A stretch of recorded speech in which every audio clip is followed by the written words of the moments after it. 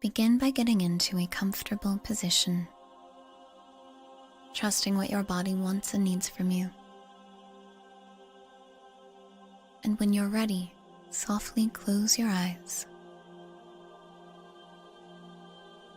and invite your awareness inwards, beginning to tune your awareness in to your breath and your body.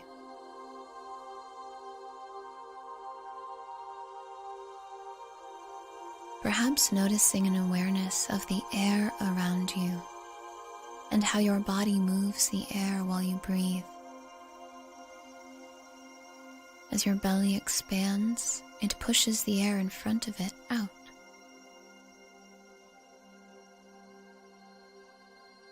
How else can you become aware of your presence taking up physical space in this world?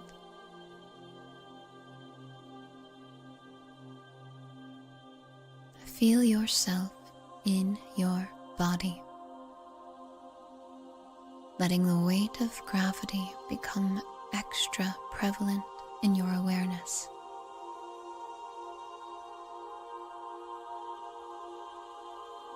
Tune into your feet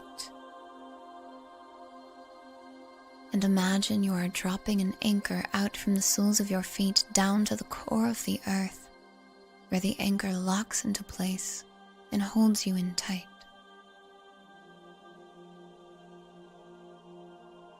Allow yourself to take 3 long, deep, cleansing breaths, moving at your own pace, feeling stomach and ribcage fill completely as you breathe in,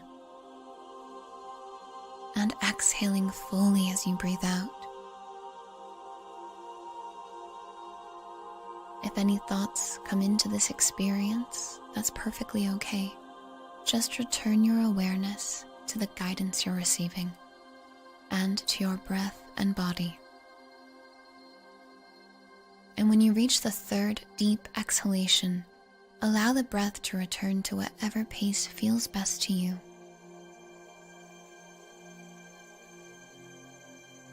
And tune in to how good it feels to breathe.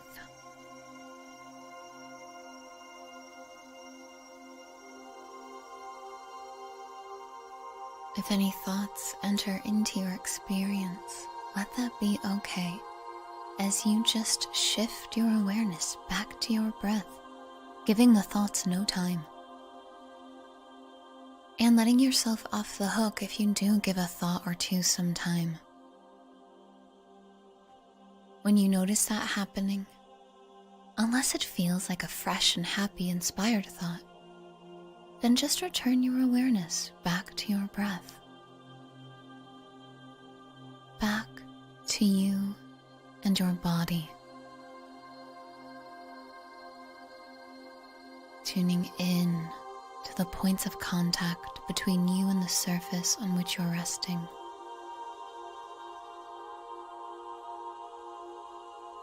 Feeling your awareness dropping in to your body.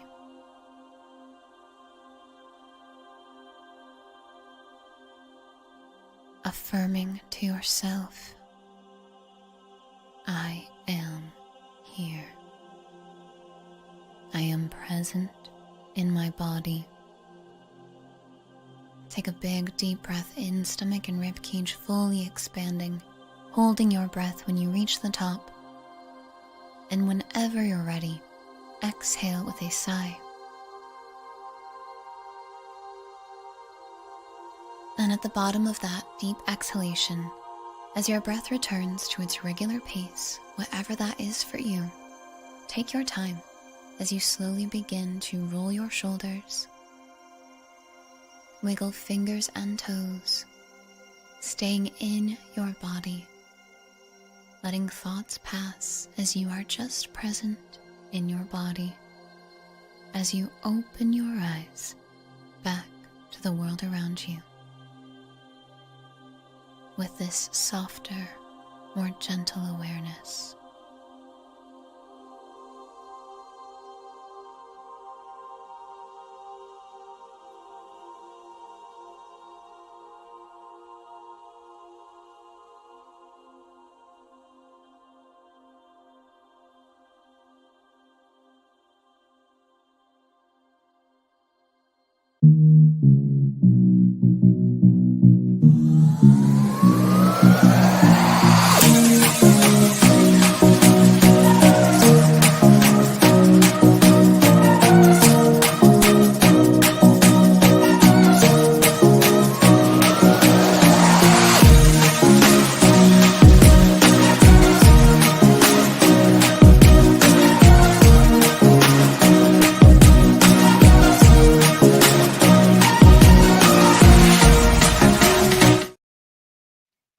Welcome to day 3. Yes, y'all, day 3 of Hope Talks. I am so happy to have you all stick with us for 3 days, like 3 days talking about suicide awareness and prevention, a topic that is really, really important. And I am so excited that y'all got to spend this time with us. We got to spend this time with you. Everything has been great thus far. And so we know that this, again, is not an easy topic. This is not something that is commonplace that we talk a lot about. There's a lot of stigma and taboo surrounding this topic. And so we're just excited that you're here with us on today. This is definitely a topic that is near and dear to me, but as well as some of the other speakers, as well as they've been sharing with you over the last few days about how important this topic is and how we need to really be talking more about suicide awareness and that it is preventable. And again, I'll share with you all that it's important to me that you all um, find someone that you can talk to, that you find someone that you can trust, and someone that you feel comfortable with, that you can share, those thoughts that you may be having. We do not want anyone to feel as if they don't have a way out or that it's too much for them. We definitely want you to know that it's okay and know that you can talk to someone. There are so many resources. 988 is one that we've talked about over the course of the last 2 days. We're going to talk about it again today. 988 is definitely a topic, a lifeline for you.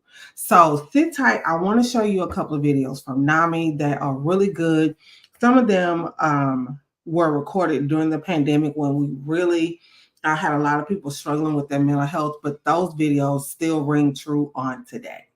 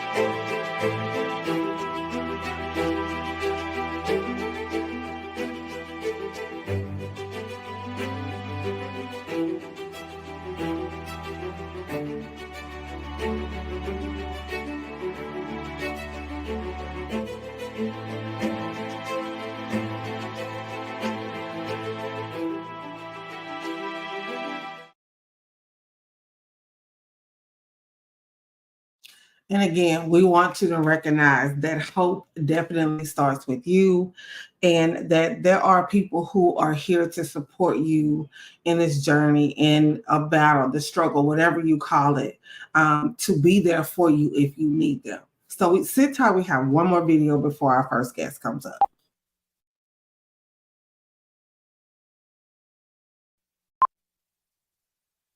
Bad. What are you doing? Looking at you. Don't trust them. Pointless.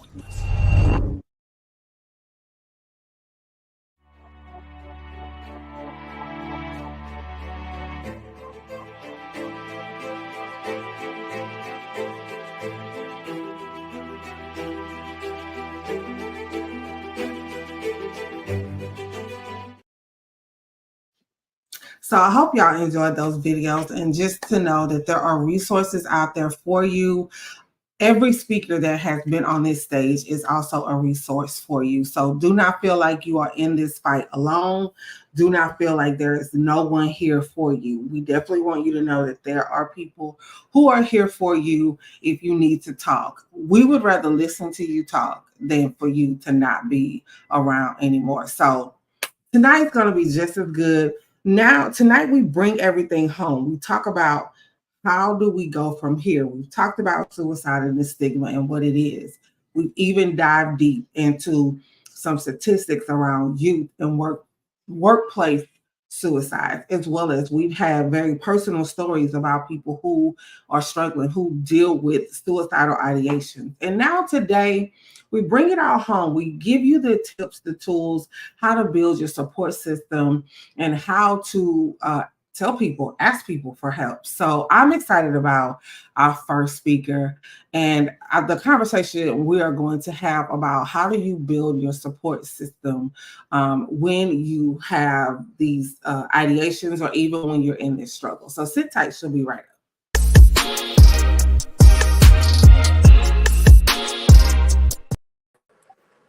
Hi. Hey, what's going on? Nothing. I'm so excited to meet you. Thank you so much for saying yes. No I problem. appreciate you. Having me. Yes, absolutely. It is my pleasure. Thank you. Thank you. So we'll start off with telling everyone who you are and what you do. Okay. Me? You want me to do Yes. it? Yes. Oh, okay. I thought you were gonna do it when you said we, but my name is Kiera Pritchett. I'm a therapist. I am in the Atlanta area. I'm also a life coach. I'm a published author.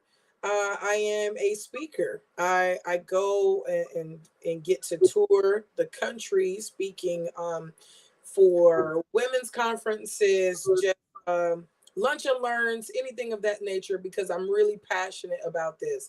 I'm very fortunate that my job is my purpose and is also my assignment. So a lot of times it doesn't feel like work to me. It feels like I get to have very close conversations with people, and I get to play an up close part in helping people, be the best version of themselves, whatever that looks like for them. So that's me in a nutshell. I'm a mom.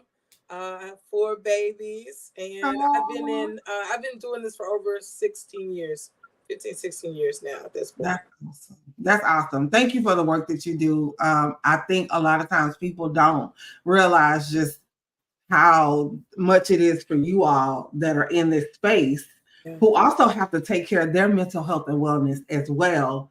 So I really appreciate, my heart goes out to y'all, but y'all are like my superheroes. When someone asks me like, who do you know? And I'm like, oh, I mainly know people in the mental health and wellness space. That's it. And it's a great thing. Like you talked about your job, quote unquote, being your passion and your purpose. It just makes it all the more easier when it's that way. I agree. I think a lot of times people say, "Ooh, I couldn't do what you do," and the thing is that there have been times where, like I stepped away from doing therapy because I felt like it had gotten to the place where it had drained me, and I felt like my heart wasn't in it as much, and I felt like I told God, if I was ever in that space, that I wouldn't do it, because people, they present their most vulnerable selves to you, and if you can't show up and stand in that place with them and their vulnerability, then you don't need to be doing it. And it gives people it can give our field a bad taste when people say, I've tried different therapists and they're not good.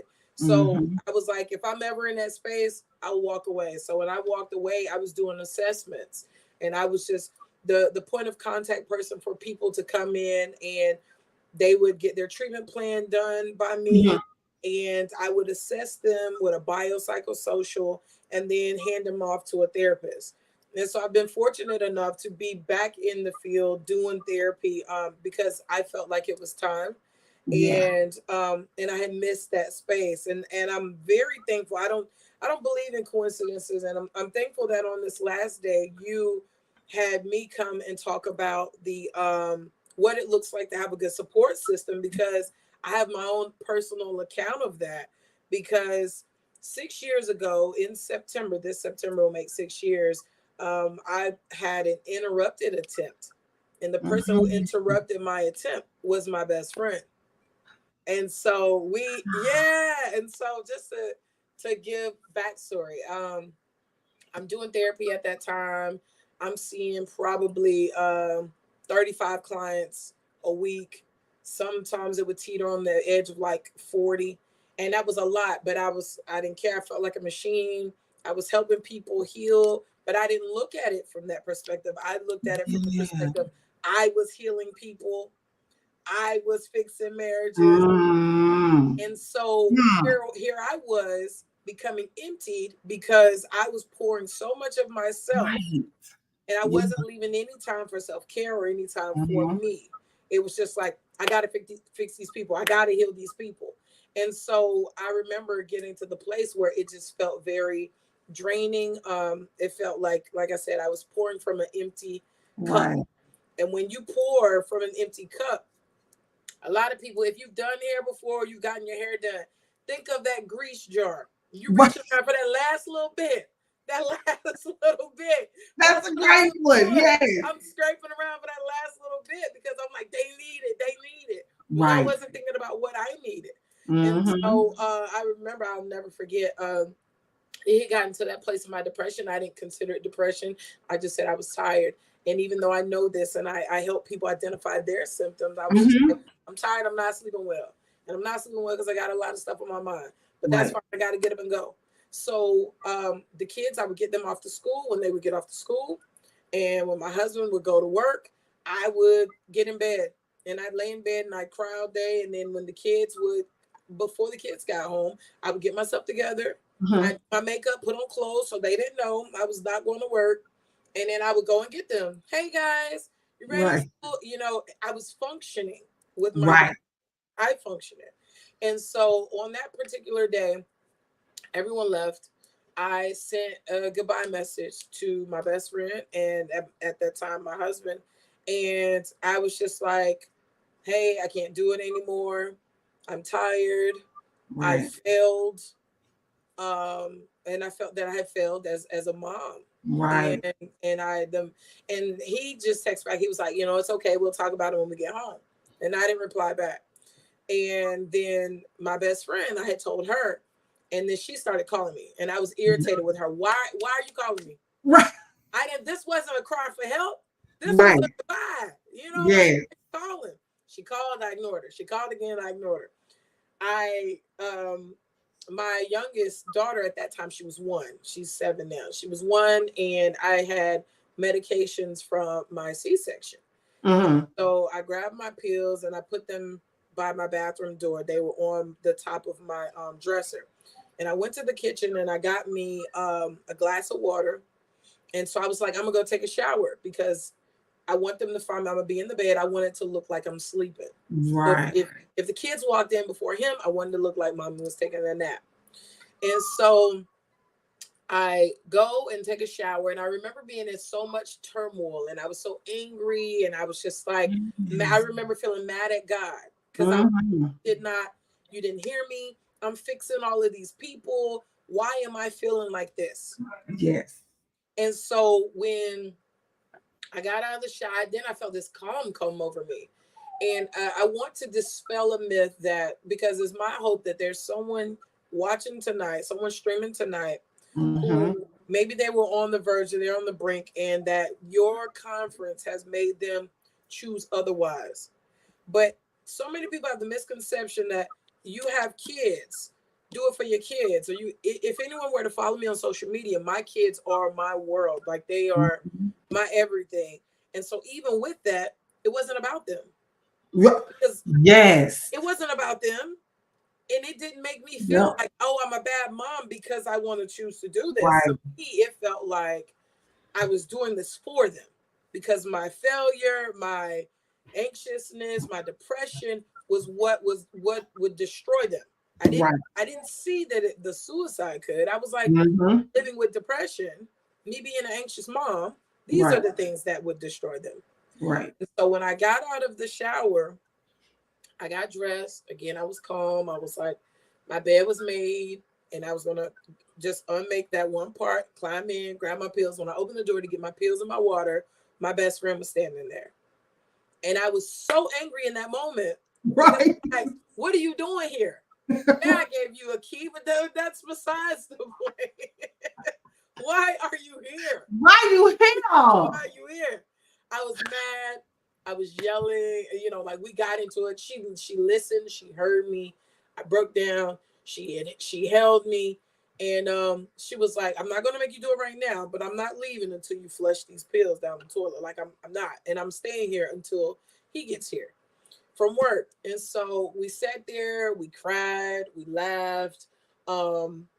Before she left, I felt good enough to flush the pills. Mm-hmm. And then I was dealing with the stigma of, now I'm a therapist and I help people who feel like this. Who's going to want to come to a broken therapist? Yeah. Who's going to want to come to someone that, because they're going to be like, how you going to help me? You can't help yourself. Mm-hmm. And so I was just like, I'm going to take some time away from doing therapy. Right. And so, and get therapy myself.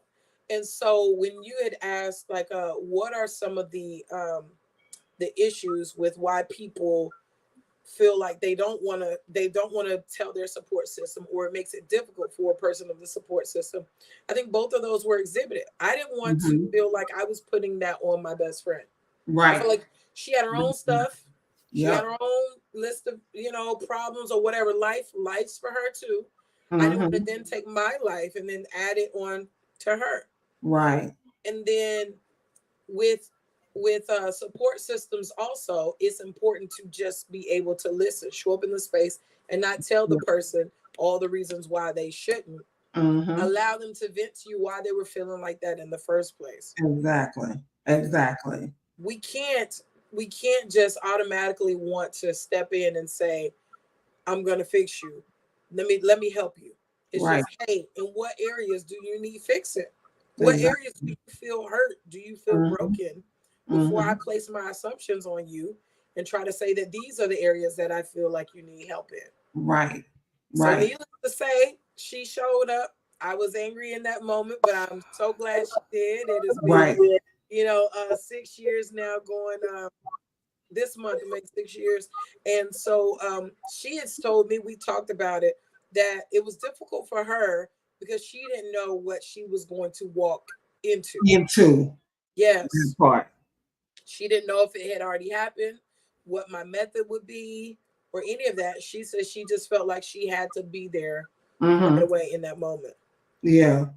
That is an amazing story. First, thank you for sharing that. Because again, I think the main thing, if nobody walks away with anything, I want them to walk away with that there are people here who are sewing into them, who have the same struggles as themselves.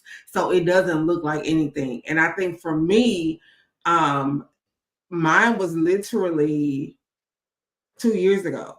Wow. I was getting ready to turn 46, and I was like, oh, it's just, aches, pains, midlife. I don't know. I don't want to be here.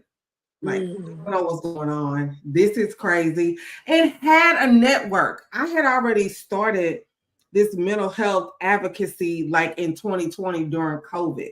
Wow. It just started then. So it wasn't like I didn't have people I could call. It wasn't like I didn't have a network. I mean, by that time, from 2020 to then, I had a network of people that I could pick up and call on the phone and say, oh, look, I'm not feeling well. But like you just like, I don't want to tax them with it. And I'm an entrepreneur. Who wants to work with a crazy entrepreneur? Who wants that person to put on their events? Because it's a lot on your plate when you do an event. It's just like all of that stigma. And so I happened to go to get my well woman visit done. And you know how you have the mask on Tierra for so long? The mask just fell off. She was asking the same questions that she probably has asked me over the last 15 years I've been going to see her. And she looked at me and she said, Miss Mosley, look at me. You're depressed. And I need you to go see a therapist today. I said, I'm not depressed. Look, my back hurt, my leg hurt. I'm turning 46. Just give me something. She said, there's nothing I can give you. She said, I am calling someone today. Wow. For you, because I'm afraid if you walk out of here with nothing in sight, like no plan, I don't know if I'm gonna see you again. Wow. And it's like, wow, was diagnosed with high functioning depression. So it was something that was there. And so for me, like my support system, I have a mental health plan. They know what that looks like.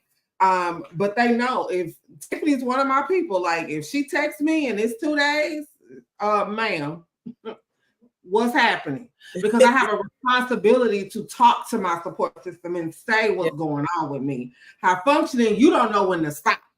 You just keep going until you're in crises. And so for me, I was just grateful that I had access to something, and that within that, he helped me build this support system of people that was already there. That's the part that I wanted to like beat myself up about. Because girl, you have these people already in your repertoire. What is the problem?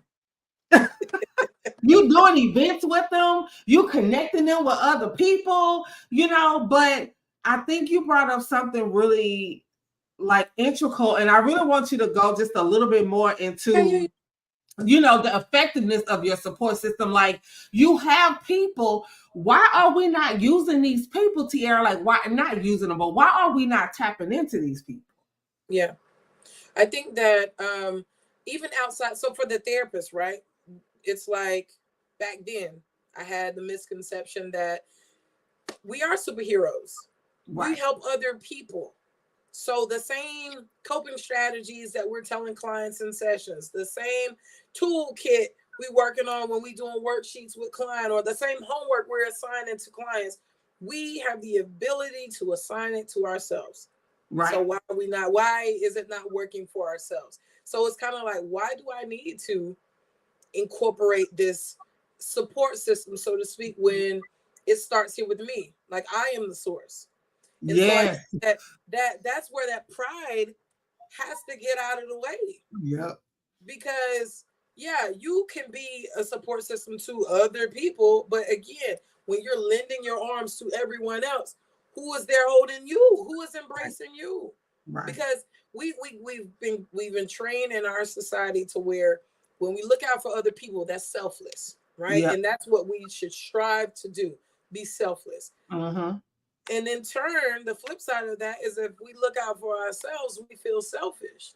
Right. If we put ourselves and our mental health and our needs first, when we know sister such and such is going through something, it's like, oh, I'm going to take care of me first. Let me help out my sis. Right. Well, there won't be much left of you if you keep doing that. You allow that to be your practice. Exactly. There won't be much left of you. It's very simplistic, like on the plane when they say if you're riding with a minor and you, in the event of cabin pressure change, secure your mask before you secure that of the minor. Because when you are secure, you can make sure others are okay.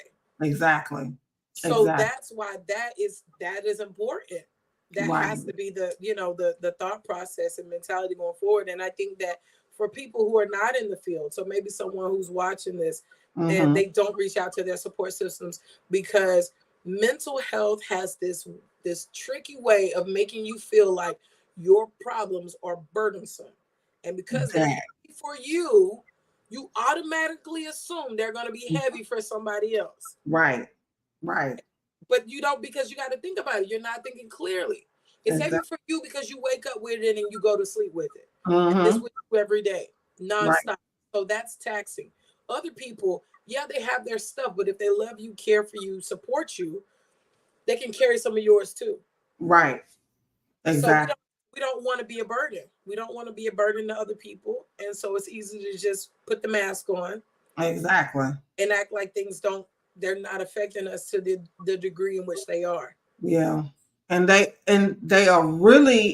really start to affect our relationships. And I think sometimes we don't really think about it like that, because although the mask is on, people who really know you really can tell when things sometimes aren't just right. Like sometimes they can't necessarily pinpoint like, oh, well, my friend's suicidal, or oh, my friend's in a depression, but they can tell. Like people were saying to me, like, I could tell something was different, but you were just telling me that you were busy, or you were just telling me that you were tired, or you were just telling me these things. So people pay attention, but I'm glad we're having this conversation about support systems, because I think it's key to know that, we have these people, which is why I showed the Toonami videos about how sometimes you just need that person to pull you out. Like you just need that person to just be there, but we have to, communicate with them. So share some common challenges that you know that maybe our support systems could face when trying to help us. Okay. Being told I'm fine. Mm-hmm. Sometimes in depression, it looks like irritability. So if Yes. I'm trying to get close to you and I'm trying to identify, what the issue is, and you're like, I'm fine. I said I'm fine. And that can come off as to the other person as you're trying to impose. So what I would say to someone who is a support system, that you guys have a relationship and a rapport where they usually share everything else with you. Maybe look at the way you're asking the question. So not saying, hey, what's wrong? But saying things that you've noticed. Hey, I noticed Mm, you don't really want to come out like, we used to. Is there a reason why? Hey, I noticed that you haven't been going to book club, or I haven't seen you the past couple of Sundays. Is everything good? Because when you just highlight what's wrong, that has a right. negative connotation. And that can Right. make the other person irritated too, because they're like, dang, maybe I'm not hiding it as well as I thought I did. Mm-hmm. And they can start looking for more creative ways to hide it. Yes. So looking at how you're asking the question again, like things that if this is your one of your people you're really cool with, things about them. Hey, I know when something is a little off, because usually you're like this and you're not Right. like this anymore. So therefore looking at the question as opposed to just immediately zoning in on what's wrong, because then Right. that makes them feel like like, dang, something is wrong with me. Like I'm starting Yeah. to show that something is wrong with me, and that Yep. makes them feel worse. Yeah, that's true. And especially think about, those of us who are high functioning. So with high functioning depression, work is really how we gain, or I say gain, but that's where we see our self-worth. So Yeah. when you take work away from me, I'm like, wait a minute, what did I do wrong?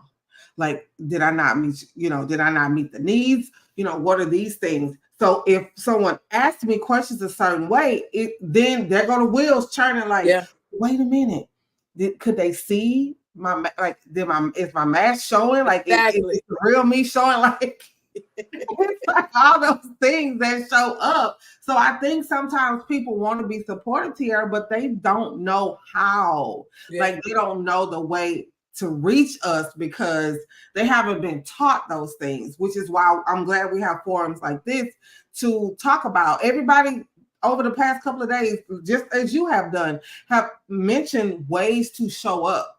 It's not like, girl, what's wrong with you? Like that's the first thing I'm gonna do is look at you like you crazy for one. That's what I'm gonna do first, and And now, then I got an attitude. now I got a whole Yeah, yeah. attitude. And then you're saying what's wrong with you. Yeah. Yeah. So now again, I feel a certain way about that. So I love that you have those great tips. Now the support system needs, some things as well. So what are some, ways that we can ensure that the support system gets the support they need? Well, I'm a huge advocate for therapy. First of all, Mhm. therapy, life coaching, if they're trained. I throw that in as a little asterisk because sometimes people just be waking up one day and be like, the Lord gave me a word. I want to be a life coach. Listen, maybe he did. I'm not saying that he didn't. Right. I'm just saying some training would help. But Right. a misconception, the suicide hotline, which is now shortened to 988, which is really Yep. good. You can call it, you can text it, you can chat online, all of Mhm. these things. It's not just for people who are suicidal. It's for these Mhm. support systems that don't know how to be there. Right. It's for Right. people to be able to go and ask questions. Hey, these are some things that my friend is doing. They're giving away some of their possessions. They're not showing up the way that they used to. Mhm. They seem like they're in this phase where they're just Right. go go go go go and never stop. Like, should I be concerned? Going Right. and asking trained professionals questions that you may not otherwise know and that your friend may not tell you the truth with. Right. Yes. Because depending on the friendship, Yeah.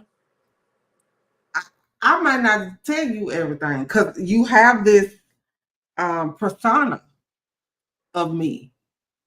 And I don't really want that to change too much. If I look, because for some reason it's a badge of honor to be the strong friend. I don't want it no more. I Yeah. do not want it no more. I'm a cry. I'm emotional. Yeah. I don't want that badge no more. But Yeah. it's like this badge of, oh, well, Lakeisha always got it. I don't. I don't. I ain't always got it. Sometimes I Especially the fall Black apart. community. In the Black Yes. community with Black women. But see, that predates. Like, if you anyone who has been on a tirade of watching me speak or listening to me speak, a lot of things go back to slavery. I'm not even gonna hold you. Exactly. We had to be so strong. And so it has then trickled down. It has become of epigenetic inheritance. So not Yes. outright in our genes, but because this is what we had to do to adapt in order to survive, it has Right. become a part of our genealogy. So Right. yeah, always having to be the strong one. Like you said, I'm in my soft girl era. No, I'm gonna cry. I'm gonna cry, and I'm not gonna feel bad about it either. And I think that you made a really good point, depending on the level of friendship. And I Right. think that one thing that I have to be transparent about, when I first like accepted that I had suicidal thoughts and I was, in that phase of my life, and I told my mother first, and I told family members, because I was going to speak. I had gotten to the place like, okay, now it's time for me to speak about this, because the Right. therapist that had suicidal thoughts, like, be honest, be real. And whatever comes from it comes from it. I remember a very distinct conversation I had with God, and I'm like, nobody's gonna want to book with me anymore. He was like, I got you. Just be transparent in this, and I got you. Right. And I have, like, so. But I said that to say, when I, first started telling people like, oh my God, why don't you tell me? There will be people who try to internalize what you went through, make it about them. There'll be people who try to make it about them. Why don't you tell me I'm here for you? First, I don't like the way you coming at me right now, and then just Right. why I ain't tell you. That's why I said you're behind right there. Exactly. But then I think that a lot of what keeps people who are functioning depressed individuals, keeps them silent, is because they worry about, like you said, how others are going to perceive them, and like there being a kink in their armor, and they're embarrassed about that. And embarrassment will allow you to feel shameful, and shame makes you want to hide. It makes you run for cover, like, don't let people see this version of me. Right. But now I'm just like, I don't care. I was, because I'm in a lot of socials with my kids, like a lot of circles, their parents, the kids play sports, everyone knows each other. And I'm like, if they were to read my book, when my book got published, they were to read my book, they're going to find out that. And I'm just like, I don't care. That's my truth. Me, that could free somebody out there who's feeling the exact same way, who feels like, oh my gosh, I don't want people to know this. It is what it is. I'd rather people know it, can heal from it, learning from the things that I did, than people who die and then later people find out about it. Oh my gosh, they were struggling with this. Exactly. I think that was one of the hardest parts for me, was when I was coming out, or where I got to a place where I could speak about it. God was like, I want you to share this. And I was like, say what? Right. Like, what? Because I was at the peak, quote unquote, of my career as an event planner, and I had evolved to these certain type of events with these certain caliber of people. And I was like, you want me to do what? Right. You wanted me to do it the realest, the rawest way ever. Like, I was at the point here where I couldn't even fake it no more. Like, I couldn't put on lipstick, makeup, nothing, lashes. It was like me sitting in my bed talking. I got so many DMs that day from people who were like, thank you. Like, you just freed me. And my fear was the same thing. Like, well, God, nobody's going to work with someone who lives with a mental illness or lives with a mental health condition. And God just told me to be obedient. Everything I do is in obedience to him. I was telling Tiffany, like, Tiffany, God told me to do this. I need people. Tiffany said, I got you. When I did the grief summit last month, grief was something that was on me last year. Like, I had lost 4 family members back to back. I was supposed to do an event that was about grief, but it was about just grief in general, loss of whatever. God was like, I ain't ready yet. I got some stuff I need you to walk through first before you can do these things. And so when we are obedient to that calling, when we are obedient to what he says, I get we're going to have these wounds that come from it. Yeah. But on the other side of it, other people will be freed. Other people will, have the liberation of knowing, like, it's not just me.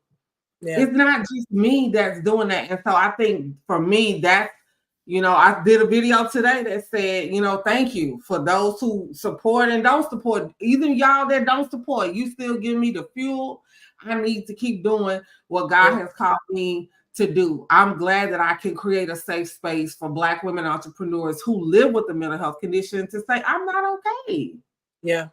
And people still want to work with them and they can still live whole, successful lives regardless of the facts. So I really, really love this conversation with you. This is so good. We definitely got to talk some more because, look, once you locked in with me, you locked in. I don't know if once we locked in, we gonna find something else to do. But I really appreciate our conversation. What is one thing you really want to leave people with about their support systems, like either how to build it, grow it, and also tell people how they can get connected with you? Okay.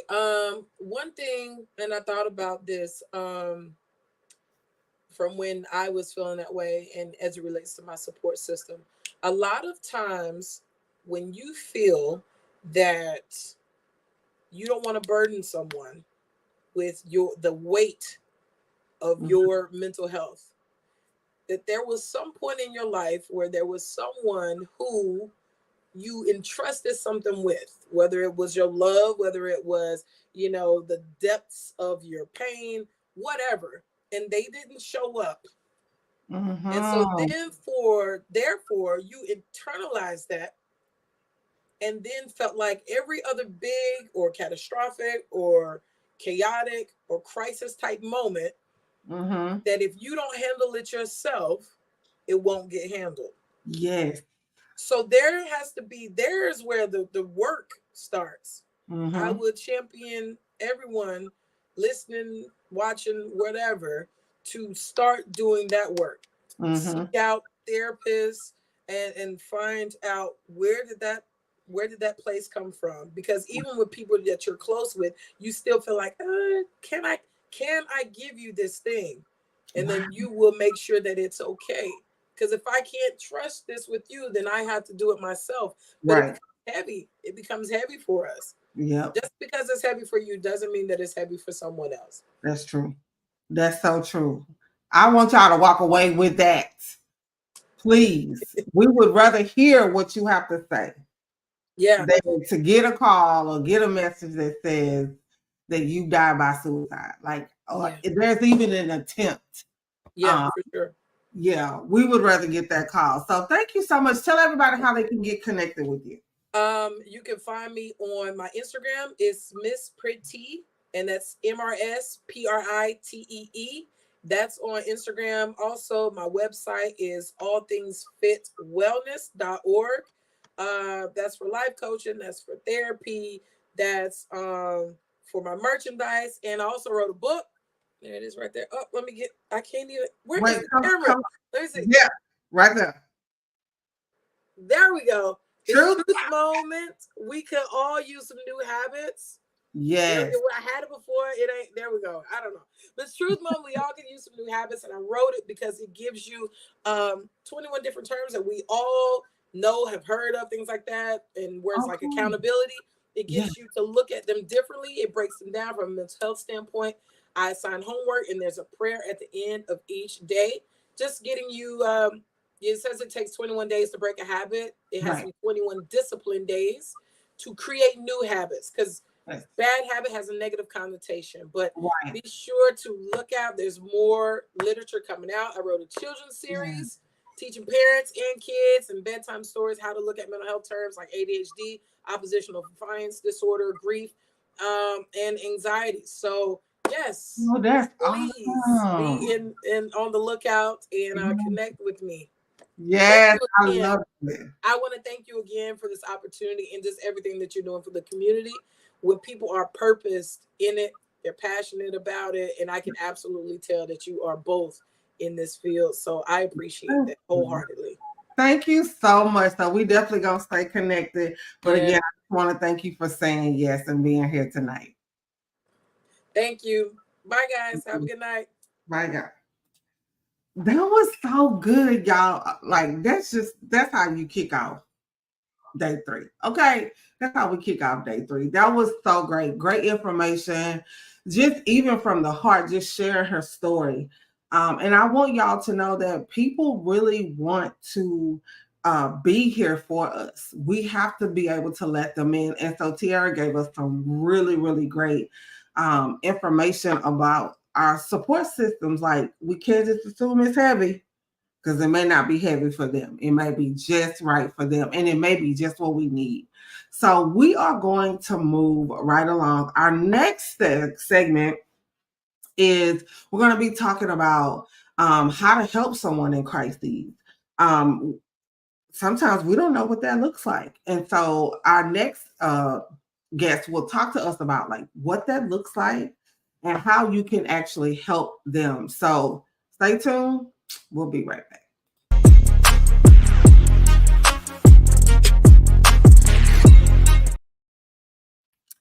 Hi, Anika. Hi, how are you? I'm fantastic. How are you? I'm good. It is so nice to meet you. Thank you, number one, for saying yes. I'm like, Lord, I done got me some sisters. Oh, this is awesome. And that last segment was so good. Yes. And I love like how this day we're rounding it out. Like, we're giving them the strategies, what to look for. Right. We talk about all the other things. So now, Yeah.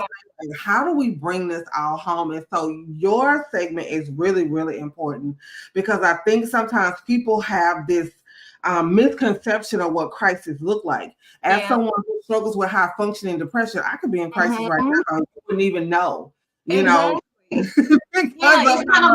it's kind of like those commercials we see about the drugs where you leave out the door and you have the happy face little thing, and you're behind the happy face, your sad face, and then when you go back home, you just take it down.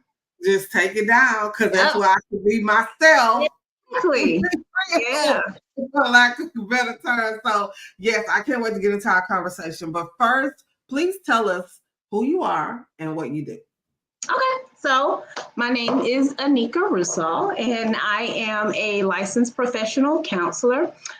Between my master's degree and being fully licensed in the state of Georgia, I have been in the mental health field about 20 years between my master's degree and being fully licensed. During that time, I have done in-home counseling. I've been program manager of a couple of mental health agencies throughout the state of Georgia. I've done mobile crisis. I've worked for Georgia Crisis and Access Line, so I've done that side of it. And I currently own my own private practice, Progressive Care Associates, as well as Riverside Counseling and Professional Development. And I also do some counseling with the elderly population inside of a nursing home as well. Oh, wow. You got a lot going on, sis. That is great. Let me add our next guest. Hi.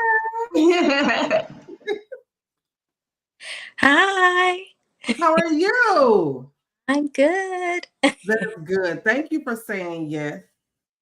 I appreciate you. And so I want to start off with you introducing yourself, telling us who you are and what you do. Okay, I'm Tandra Hunter. I'm a licensed social worker. I'm so excited, Lakeisha. I'm an expert in suicide prevention. I've been working in this field for over 15 years for the military and the Department of Defense. So this is what I do on a daily basis. I also have a private practice and a lot of other stuff. I'm a mother of 3, 2 young adults and a little one. So I am so excited and passionate about this work in suicide prevention. Thank you both, honestly, because I know that we don't talk. I feel like we don't talk about it enough, and I feel like we hide behind a lot of things. And Right. so one of the things that I definitely want to do is get rid of a lot of the misconceptions, which we talked about over the course of the day, of the course of 2 days. But I really love this segment as well, because I want us to talk about what it looks like if someone is in immediate danger. So I'll start with the first question, and I'll start with you, Anika. Like, what are some first steps that someone should take if they believe somebody is in, imminent danger of suicide? Mhm. One of the biggest things that I always tell people to do, one is listen, be open, validate their feelings. Also, try to stay as calm as possible. You need to stay as calm as possible on your side. I know a lot of times, especially if it's someone that's super, super close to you, especially if it's a child, it can really, really shock you. But it's very important for you to stay as calm as possible, be open, listen to them, and validate their feelings. Because a lot of times they're not being heard and they really want someone to listen to them. So for me, that would be, a first step. Oh, thank you. That's great. Tandra, what about you? What do you think? Yeah, I agree. Be open and definitely listen. Pay attention. Let them know that, hey, I'm here to hear you out. I'm listening to what you're saying, and I'm taking things seriously. This is your life, and I care. Right. Mm-hmm. Right. I love that you both are saying the listen, and Tandra coming back and saying being present. I want the people who are here tonight to hear that has been the resounding theme this entire 3 days. It's about being present. And I think we feel like because I'm sitting next to you, or I'm in the house with you, I live with you, Yeah. that I'm present. Right. And I'm really not. I mean, I think now I got grown kids, okay, like 28 and 26. Me too. We could all be in the same place, y'all.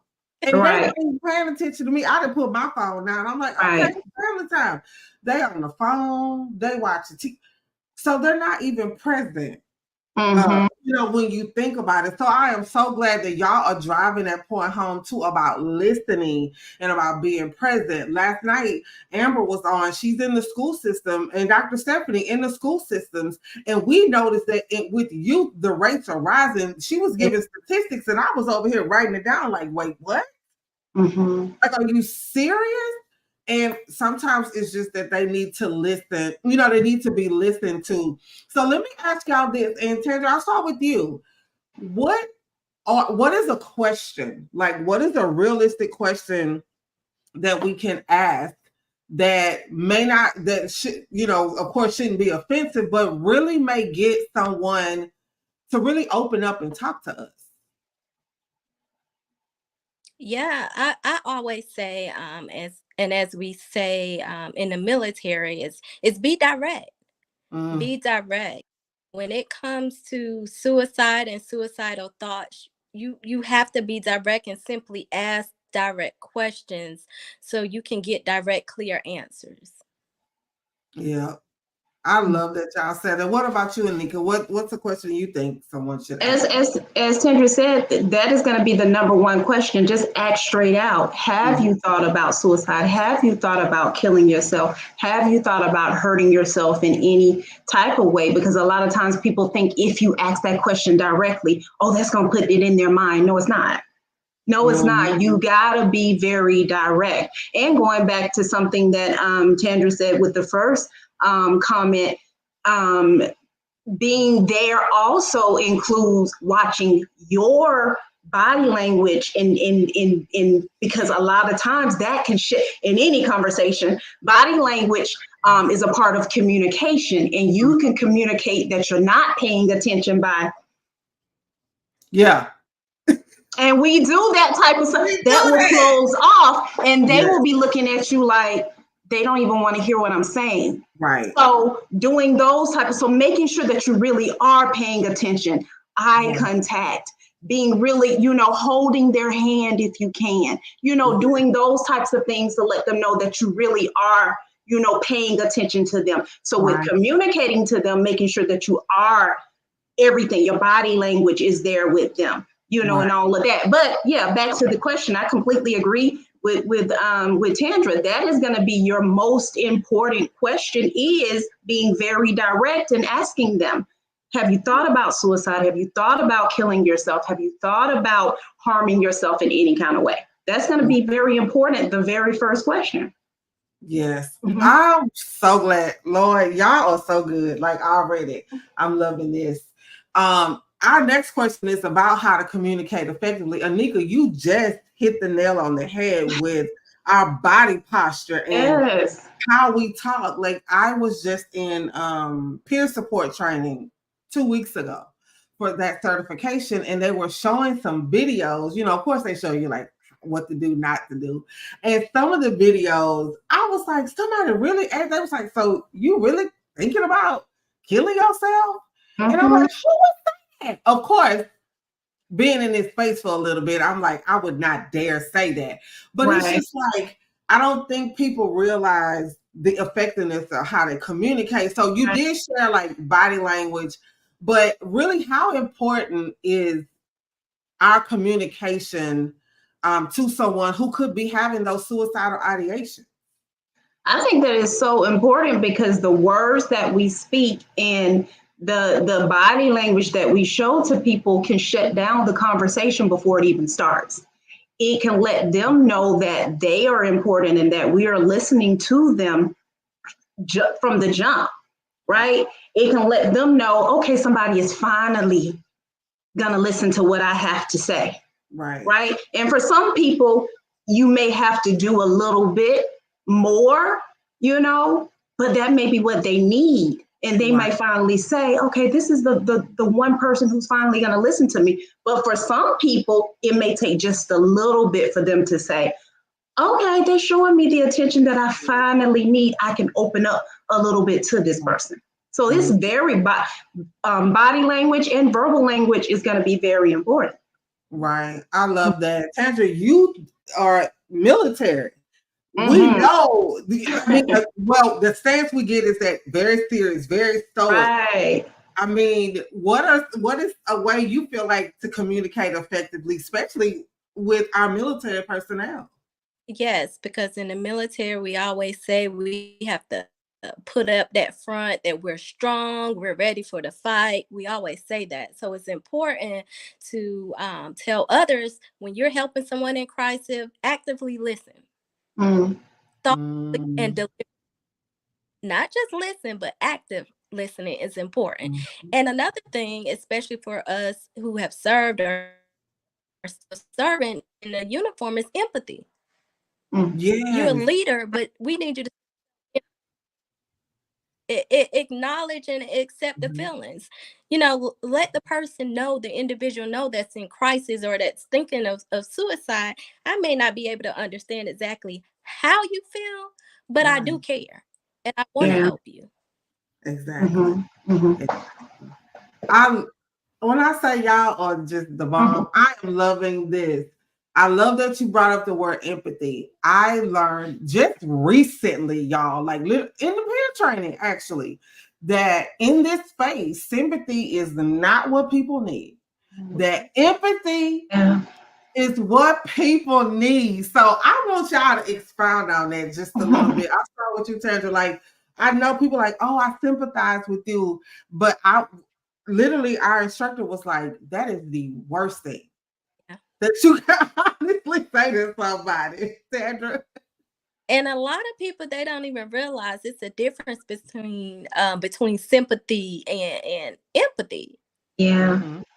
Like, empathy is accepting the feelings. You can have sympathy and not have empathy. Right. Oh, I sympathize with you. I'm so sorry, that happened. But actually accepting the feelings and acknowledging that, hey, feel you, bro. I feel you to been there. Right. You can say, I'm sorry for your loss and walk off. That's like, are they really?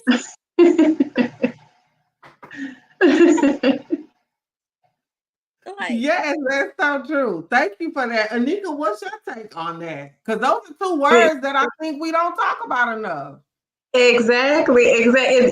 That's so true what she just said. Like some people would just say it and then just walk away. But to be able to step into someone's shoes and empathize with them is so important. But some people don't have it. Right. That's the other thing too, is recognizing that I don't have it. So being able to figure out, okay, what else do I need to do in this case? Because everybody don't have it.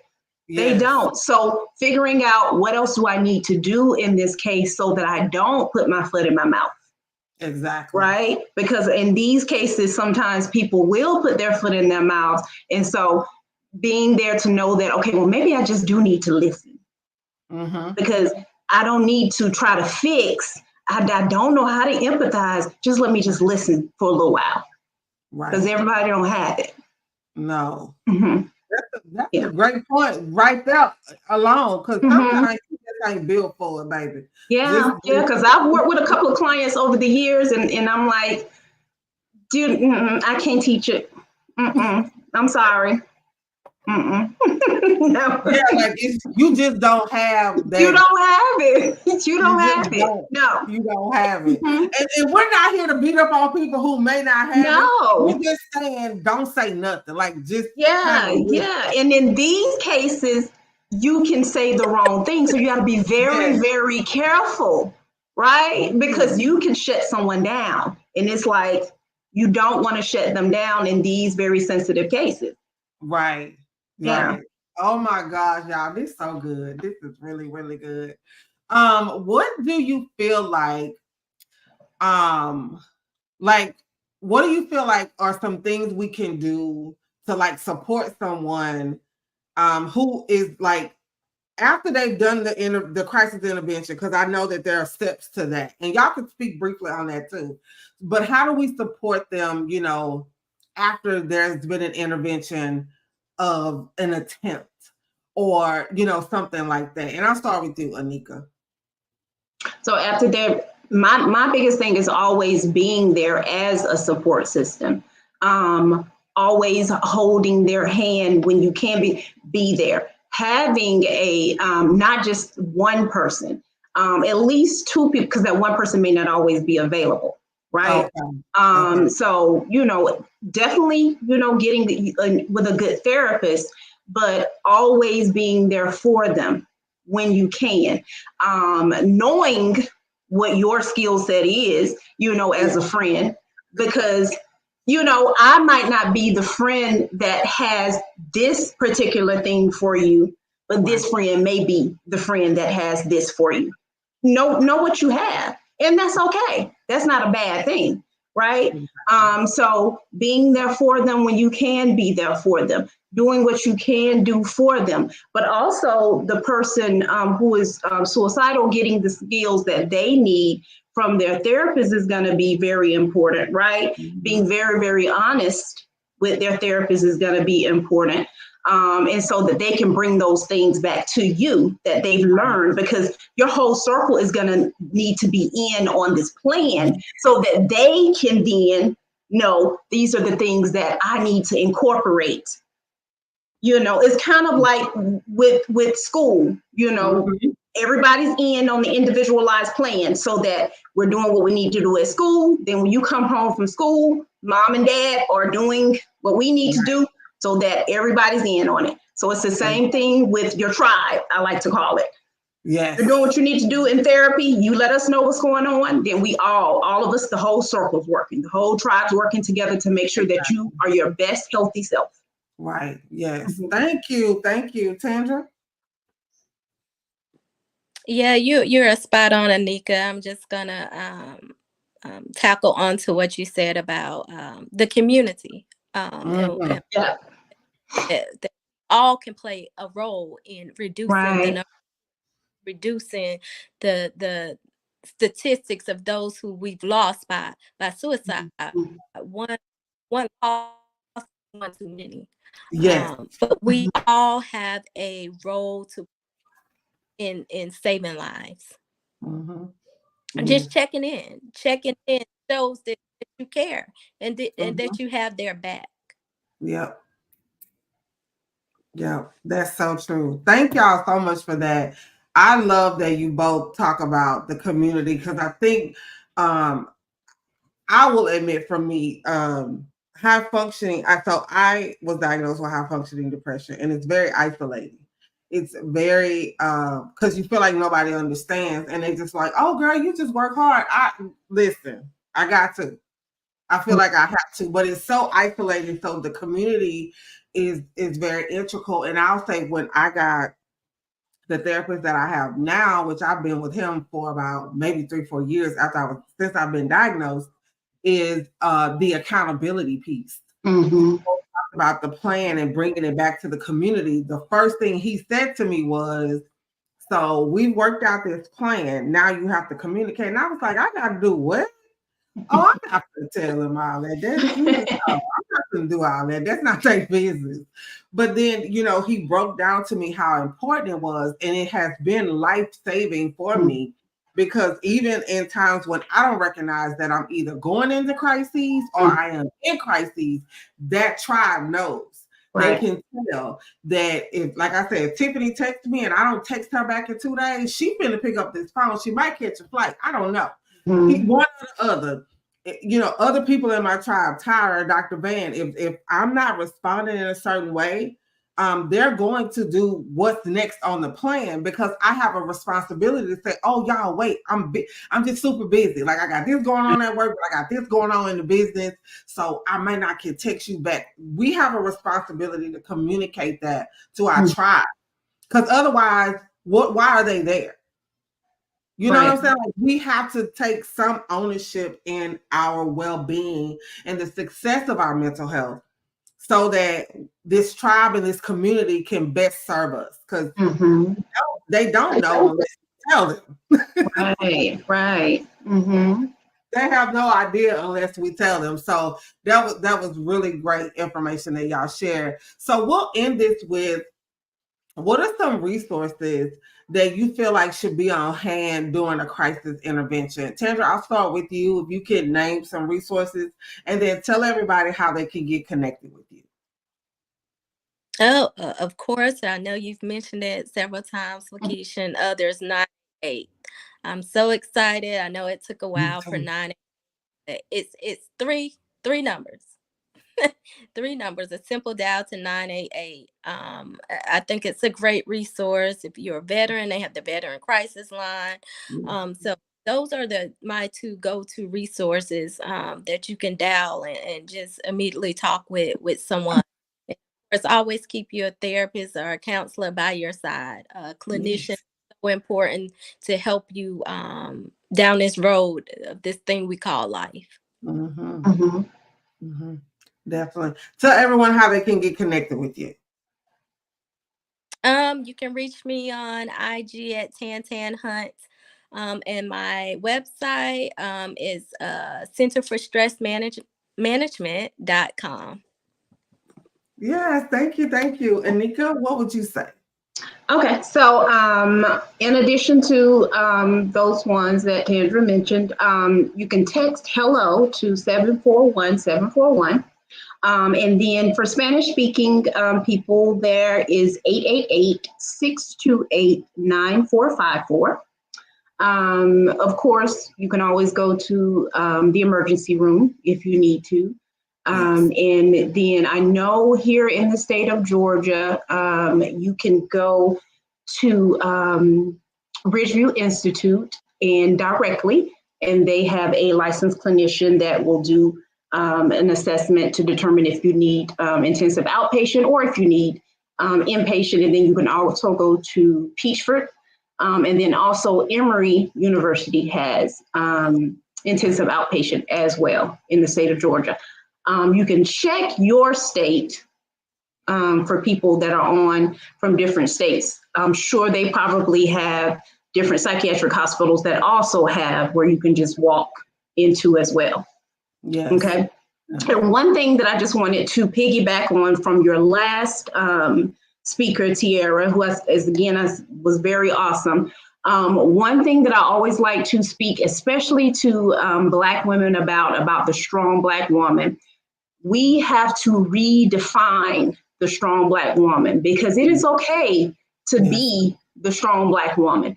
And as she said, that goes all the way back to slavery, because we had no other choice, right? And then that came all the way back up to where we are today. But we are the strong Black woman. We just have to redefine that, because being strong means that you reach out for help, right?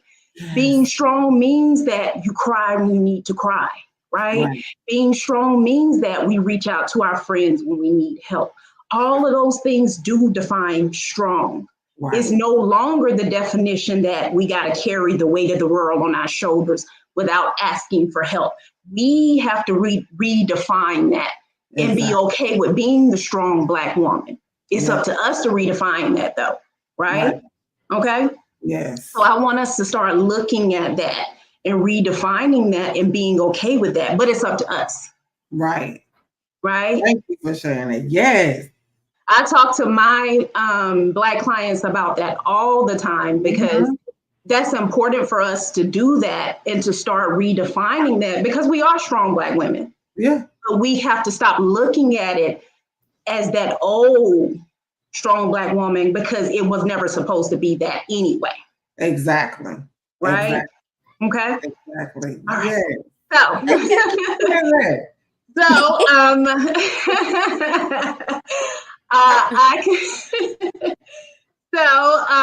I can be reached at Riverside Counseling and Professional Development at info@riversidecpd.com.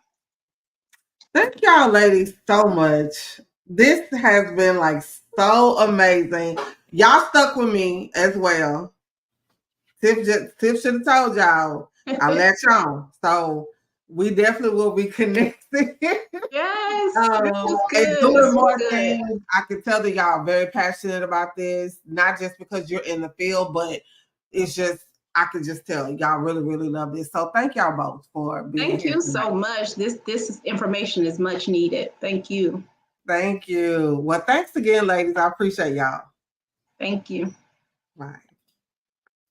All right, y'all. That was so good. How to help someone in crises. I'm so excited, y'all. All the information y'all getting.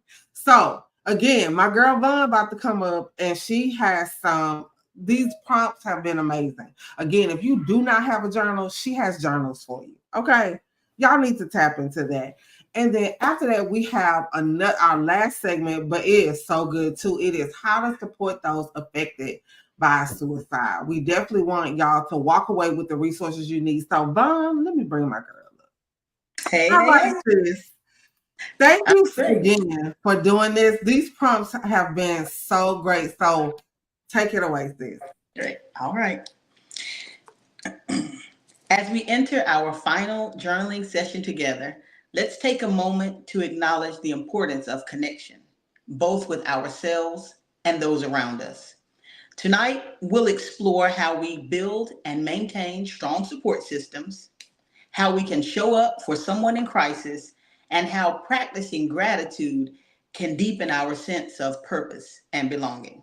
So grab your writing tools, grab your journals, grab your paper, your pen, your pencil, get a blanket, get your tea, and get comfy. Once you've done that, take a deep breath and settle into this space.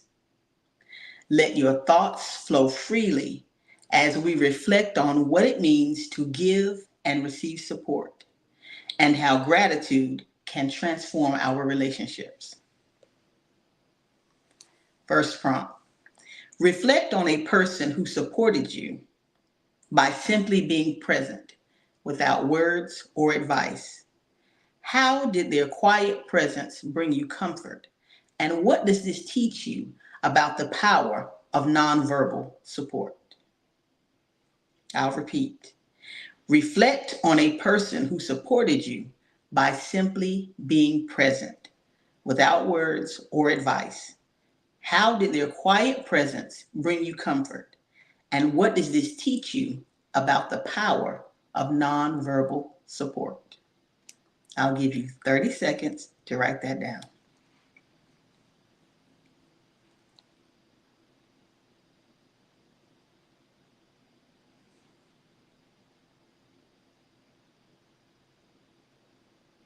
Side note, I'm trying not to talk so fast tonight. I am from the South. Fast talking is what we do.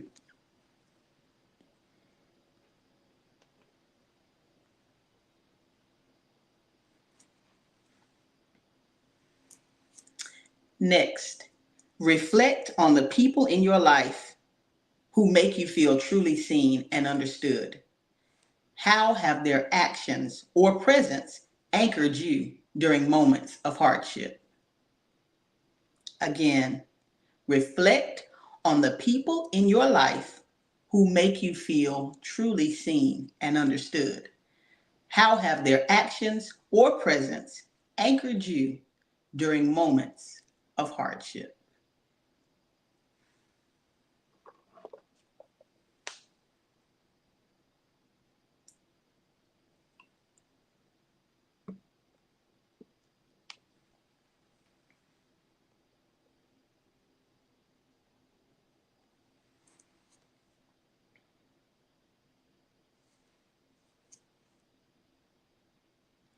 What qualities do you value most in someone you trust? How do these traits create a foundation for a strong and supportive relationship? What qualities do you value most in someone you trust? How do these traits create a foundation for a strong and supportive relationship?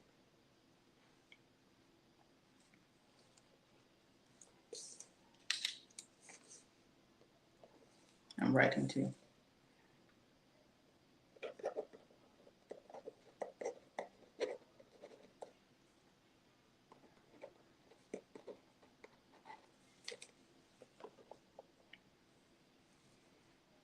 What would your ideal support system look like? And how does it differ from your current one? What does your ideal support system look like, and how does it differ from your current one? Dream about the kind of emotional or practical support you wish you had. And where is there room for growth in those relationships?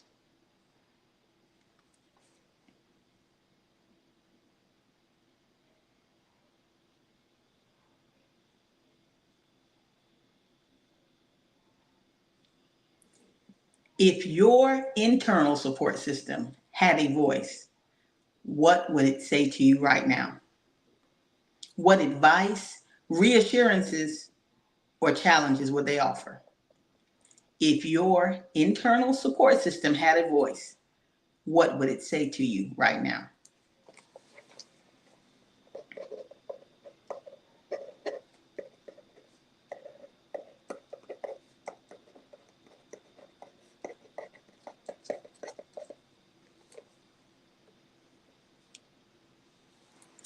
How can, this one is one I've been working on.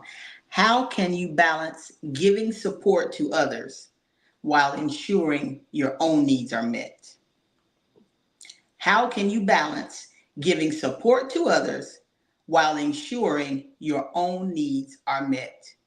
What boundaries are necessary to maintain healthy relationships?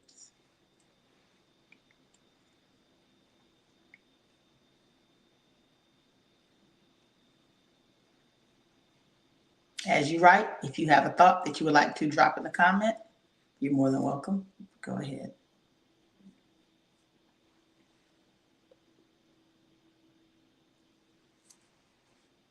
When someone tells you that they are in crisis, what are the most impactful things you can say or do to show genuine care? How can your presence provide comfort without needing all the answers? When someone tells you they're in crisis, what are the most impactful things you can say or do to show genuine care? And how can your presence provide comfort without needing all the answers?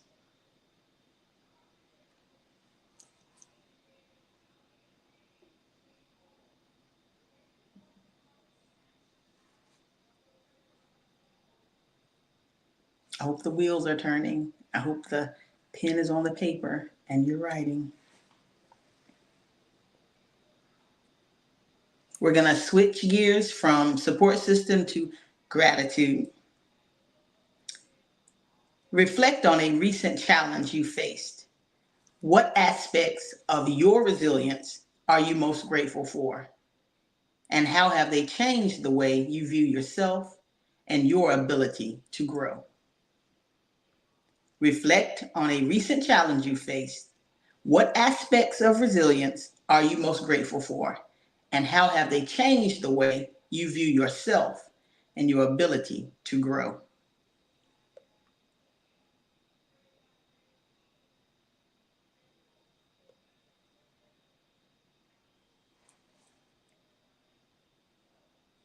Support in unexpected places.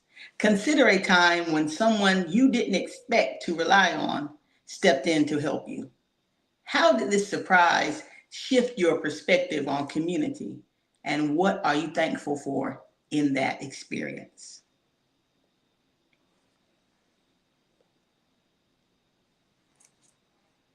And the last one, gratitude for lessons learned. There's a person in my life who does this to me all the time. Think of a person who challenged you, perhaps in ways that were uncomfortable or difficult. What valuable lessons did you gain from this interaction, and how has it contributed to your growth or understanding? Think of a person who challenged you, perhaps in ways that were uncomfortable or difficult.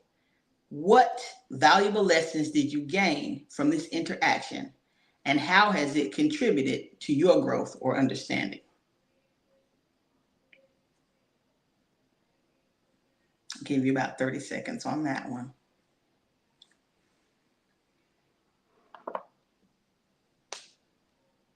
As you write, there is, like I said, a person in my life who challenges me in ways that are uncomfortable, but I always grow, and I'm grateful. Closing, as we bring this final journaling session to a close, thank you for allowing yourself to be vulnerable, reflective, and open during our time together. Each day, you've taken a brave step towards self-understanding and emotional growth. You've explored ways to build support systems, learned how to be there for others in times of crisis, and recognize the power of gratitude. Even though tonight marks the end of our journey together, the reflections and insights you've gained are always with you. Continue nurturing your mental health, seeking support when you need it, and you've heard a lot of support over the last 3 days, and offering compassion to those around you.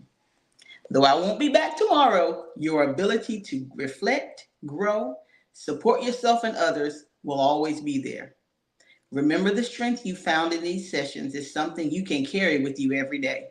You've got the tools, the courage, and Lakeisha is going to make sure that you have the community to keep going. Stay kind to yourself and keep showing up one day at a time. You can follow me on all social media at Von's Vision, VONZVIZION. My website also, vonsvision.com. And like Lakeisha said, if you don't have any journals, go to my website. It's there. And remember, the world is waiting for something only you can give it.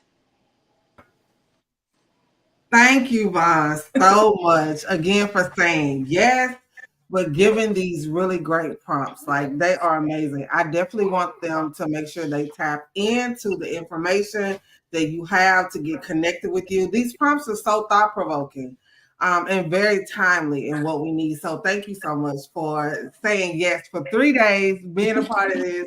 And I know we gonna stay connected. We've been connected, but we gonna stay connected. Yes, absolutely. Thank you. You're welcome. I hope y'all really enjoyed those because those have been really good over the course of the past 2 days and even today. So we are getting ready to have our final segment, and I'm really, really excited about this segment because we are going to be talking about how to support those who have been affected by suicide. This is a really, really important topic. So sit tight, my guest is coming up.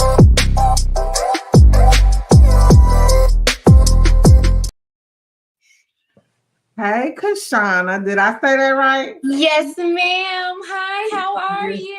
I'm fantastic. How are you? I'm doing well. Thank Yes, you for having me. I'm excited. Look, we already friends on Instagram. And listen, the Facebook. And Facebook. Mm-hmm. So it's like trying to bring this on home like it's Listen, supposed it to was be. only right. I was waiting. It was only right. Exactly. So thank you so much for saying yes and being a part of this. It's really, really been important and great over the last Thank couple you. of days. Yes. So start with telling us who you are and what you do. So my name is Kashana Sinclair. I go by your favorite therapeutic girly on all social media platforms. I am a certified therapeutic life and relationship coach, and I'm also a master level clinician in the state of Georgia. Bam. Did y'all hear that? I just need people to know how important this is. Thank you. How important it is about people's, letters. My sister is a licensed clinic social worker, and she and I are in the works of building out our mental health agency. So it's so important, and I'm really big on it. I'm like, when I create graphics and stuff, I want to make sure I got people letters. Thank you. Important. Listen, I appreciate it. It means a lot. While I'm still working towards full licensure, I worked hard for that master's, baby. Give me my Thank you. Thank you. Give me all my letters. I don't all care of how many them. letters it is. Give it to me. Thank you so much. So we'll start with what are some common emotional responses for those affected by suicide? Okay, so when we're talking about those affected, we're talking about some of their friends, family members, peers, teachers, coworkers, etc. Right? Yes. Their core community. Sometimes you're going to hear people say they feel confused, they feel guilty, right? And those are the two first emotions I really like to unpack when we're talking about this, because the confusion is important. You don't always know why. You always feel like you're doing just enough, but sometimes it's not enough, right? That confusion is important. It's natural. It comes with losing a person in that way. Then the guilt comes in because you wonder, what didn't I do? What wasn't enough? What wasn't accurate? Why didn't I notice? How couldn't I have known it? Right? So you don't want to feel bad. You don't want to bash yourself. But that guilt is natural because you could not have prevented this in the way that you thought because you're not there with them in that moment. As much as you want to support, you can't always be present. And sometimes those emotions are hard to feel. Right. Y'all, I hope y'all listening. Because let's go back to day one when we had people sharing their personal stories. And Eileen, who is the widower of someone who died by suicide.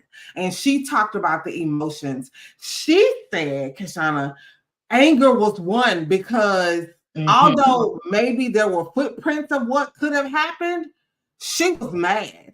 Yes, and not just him, but at her community. Listen, anger is the third one. You always hear that. You are going to hear people say, I am angry, right? It always is combined with hurt because you don't understand why. If you are in the space of feeling like you're providing all of the support, you're coming to events like this, you're doing your research, you're having the conversations. It's very easy to feel disappointed, defeated, angry, because you want to know why and you don't have an answer. And sadly, they're not here to give it. I think when we talk about the initial emotions, one of the things I always highlight is feeling them. No one is going to tell you it's wrong to be angry. No one is going to tell you it is wrong to feel confused and not understand. No one is telling you it's wrong to feel guilty. And you can feel all three of them at the same time. That's the doozy. That's the one. Because now you don't know what to do. You don't know how to navigate it. You don't know how to process it. I think when we're talking about initial emotions, we must always remember it's okay to feel them. Validate yourself and your experience. It was real. You love them and you thought you did enough. And it's okay to feel these things. Exactly. I'm so glad you said that. I don't know if you've heard, like, over the course of days, and even in the Grief Summit, I shared this post from the William Moore Jr. show where this lady said that she had to go to the graveyard and she had to tell her husband she forgave him. Now, the whole episode, I'm not going to give it all away because I want people to go watch that episode. Right. Go watch really it. Good. Yes, that episode about grief and forgiveness was, when I say spot on, that post has went viral. Still responding to comments from that. And the ones that were really important to me were the people who talked about people that they lost by suicide and how they were angry. They were like, well, maybe this is what I need to go and do in order to feel better. And so I shared with them, like, I'm not there yet. I'm still angry with my mom and dad because they didn't die by suicide. They had health issues and they passed away, but my mom didn't prepare me to be without her. We're all were daddy girls. I wasn't prepared, but I'm so glad that you said that anger is okay. It's normal. It's normal. We often talk about our emotions, and we always are trying to tell people to have better experiences, feel better, have different emotions, but we often neglect the reality that the negative ones exist. They're there for a reason. They're there to remind you of your humanity. They're there to remind you that things hurt, and sometimes we feel discomfort. And once you understand the difference between pain and discomfort, those emotions become very valid. You needed to feel this. Your anger is important. It's yours. You're upset. You thought you did all you could, and it's okay. Feel those emotions. No one's telling you to suck it up. It's okay to feel. Yes. Thank you so much for saying that. When I think about Arlene sharing her story, and how me and Lorinda were like, we're sorry. Your community failed you. They literally failed you. But then I had to think about, like, maybe they don't have this network of amazing ladies like I have that can say, this is how you support somebody. So let's talk about how can a community come together to support the individuals who are actually grieving because they lost someone that died by suicide.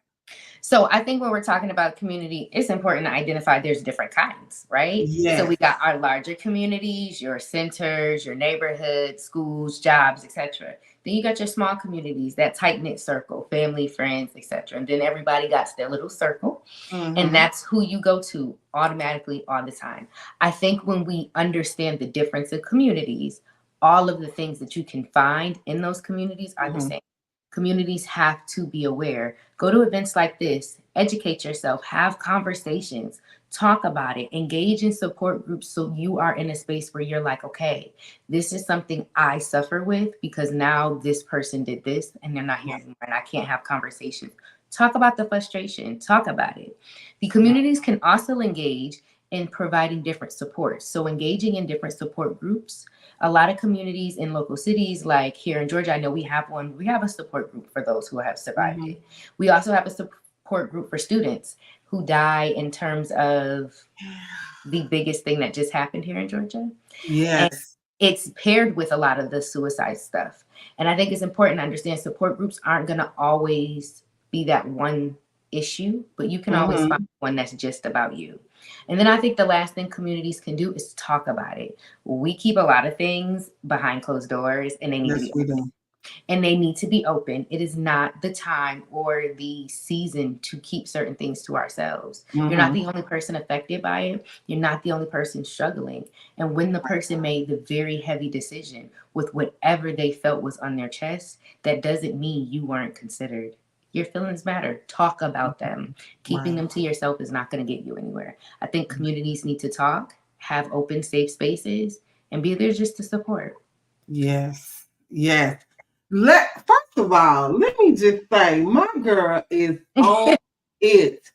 Thank you. We have to define who that community is. You need to first and foremost. Ask people, ask questions. I am a firm believer of asking people if they got the capacity. And I'm also a firm believer of asking, do you want to join my community? Because it's easy. We are not perfect, okay? We have real issues too. And sometimes I need my community to be there to help me navigate some of these things I'm feeling, some of my experiences, because it's a lot. It's heavy. You need help. Let's talk about it. Exactly.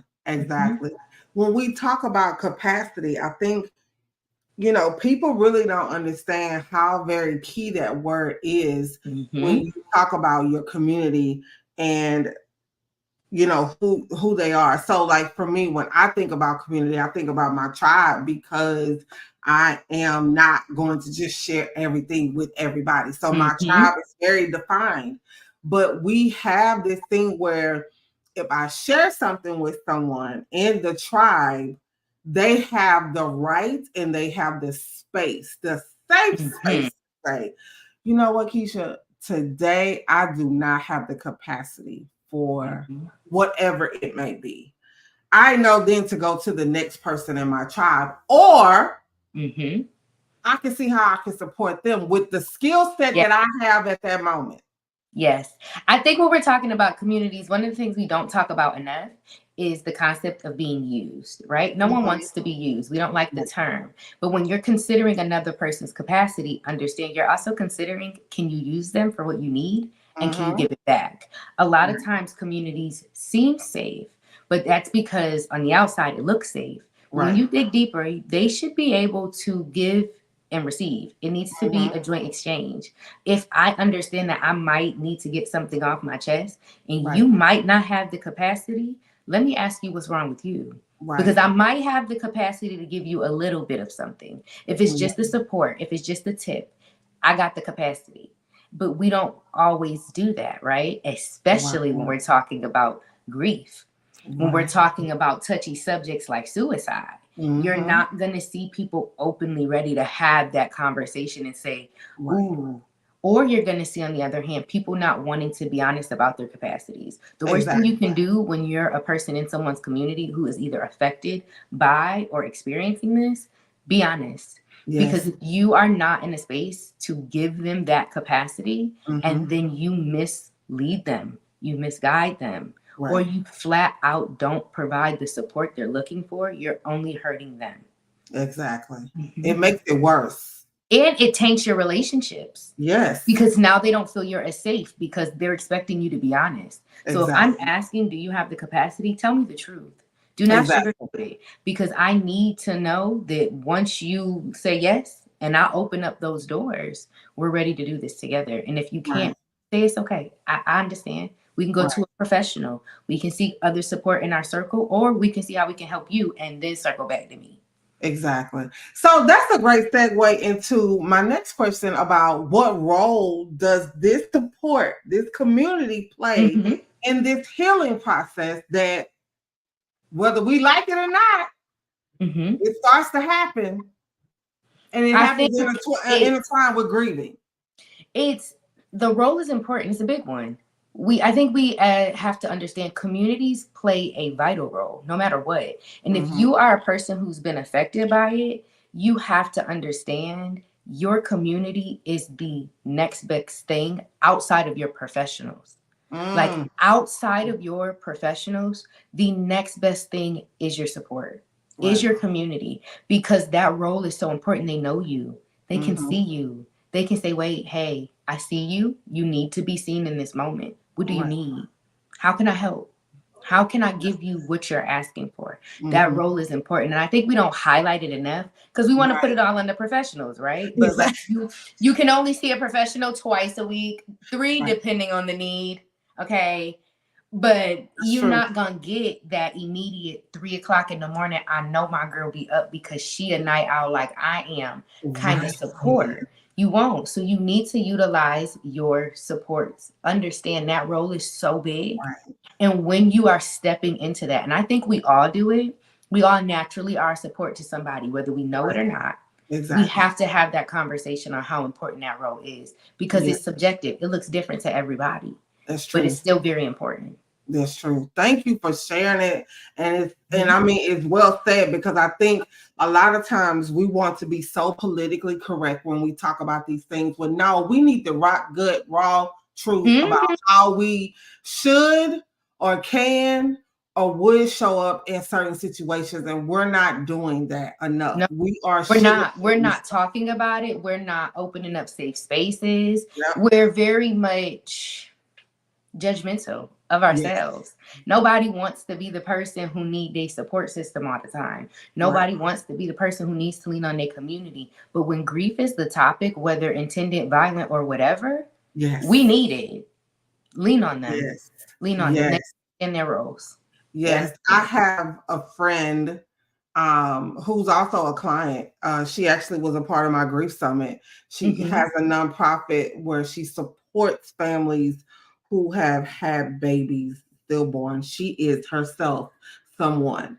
And their panel, it was her and a gentleman.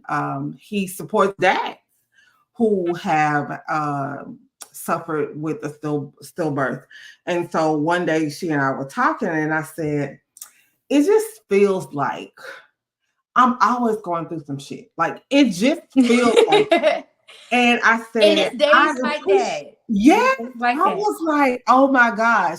So what she did for me in that moment, because my struggle was, as she asked, how are you?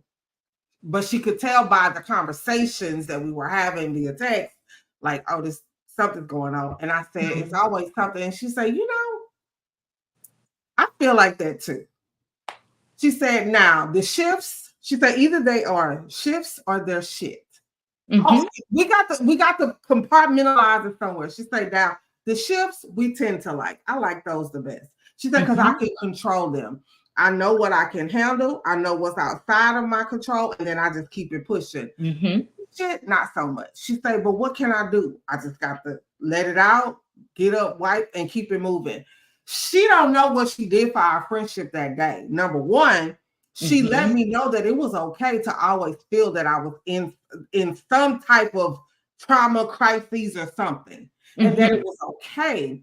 However, I have to shift my focus or my perspective of how I see these things. Now, before you get all in the tizzy, is it a shift or a shit? Which one is it? Because one of them you can control. Yeah. One of them you can't do nothing about. It's gonna happen. You gotta suck it up. It's gonna happen. Right. Right. So when you talk about community, and I think that conversation needs to, like, really, we need to take it further, you know, in other areas, because it's so prevalent. On my last summit, Dr. Tyra talked about a lot of her patients now are in therapy because of friendships and relationships and how they've shifted and they've changed, and they wasn't ready. I've had this friend since high school. Why ain't the same? I think what you're talking about is understanding the difference between discomfort and pain. And for me, in my therapy work and just my mental health work, we have themes, it feels like, every week. All of my clients seem to struggle with the same thing. And shifts or shit has really been a thing. And the way I've been explaining it is that difference between discomfort and pain. Because discomfort comes with growth. It comes with change. You need it. It's required, so to speak, right? Think about the basic developments as a human. Right. When you need your adult teeth, your baby teeth have to fall out. They sometimes hurt. Yes. It's okay, but they gotta go. So you can grow up and have big people teeth. That's what we teach children. But we don't teach that to ourselves when we're the adults now going through things, and we got to figure out whether it's in our control or not. Right. Can I navigate this and control the outcome? Or can I navigate this and control the pleasure that then comes with the outcome? Right. And the reality is, when we're talking about pain and grief and shifts, there is no control. It's gonna happen, and you have to be able to navigate what you feel. And sometimes you don't have the ability to do so because it's just supposed to hurt. It's supposed to be a shitty day that day. It is supposed to stink, and it is supposed to just be. But guess what? You're cleansing your body. You are cleansing yourself out. You're getting rid of what you are feeling. You are processing. You are feeling and healing all at the same time. Exactly. So stop trying to control the fact that today it's a shitty day. It's okay. You can have that. Right. You're entitled to that. Right. Right. I love that you shared that, because that is very true. And we need to start like the way that sometimes I feel like we compartmentalize things is very unhealthy. Yeah. For us. Like it doesn't even help the growth in. Yes. One of the things that comes with that compartmentalization that you're describing is the romanticizing of things like grief, of things like loss. We can't always romanticize it. That's why you don't see people talking about it who are affected by it. People who are affected by suicide, they are not in spaces where they feel safe enough to say, it pissed me off, because why did you do that? Like, you just, that was the choice. There was no, you couldn't call me. Really? Like but we romanticize it, right? So even in a thing like suicide, it's tough because you want to respect the choice that they made. You want to validate their feelings in that moment because they felt so alone. There was nothing left. Nothing. But we then romanticize it and tell the people affected by it, like, hey, we know it happened. Okay, smile, grieve, but smile. Yeah. And move forward. Don't express anger and discomfort and frustration because those are not, no. Those are not romantic emotions about suicide. Exactly. But there shouldn't be romantic emotions about it because I'm affected and it hurts. I'm angry. I'm confused. I don't understand. I don't feel like it was that bad for them. And these are all of the things that you don't get to say because we're not talking about it. There aren't safe spaces. And then we romanticize it. And that is why you see this struggle almost always when people who are affected are having shitty days. And you're like, hey, what's wrong? And they're like, really? Because we know it happened last week, but I can't tell you exactly how pissed off I am. So it's okay. I'm fine. Yes. You're not. And it's okay. It's okay. It's so okay to not be okay. It's okay to be angry at them and say that today is one of those shitty days because I don't understand why they did that. Exactly. It's okay. Exactly. And your support should be able to help you. Your community should know the difference. And they will give you grace on your shitty days because, hey, we get it. We all gonna have them. Exactly. Yes. I love that you said that because here we go again with another segue. Think about the person that's part of your community who is supporting you. How do we balance honoring the memory of that deceased person, but also supporting the mental health of the survivor? I think the balance is encouraging them to feel everything. Creating that safe space. That's how you get. So I personally don't teach the term balance. Balance always indicates some form of equality, and that ain't always the case. I like harmonious balance. It makes sense when it needs to, so it's gonna fit. That's 60-40, you know, that kind of balance, that's harmonious.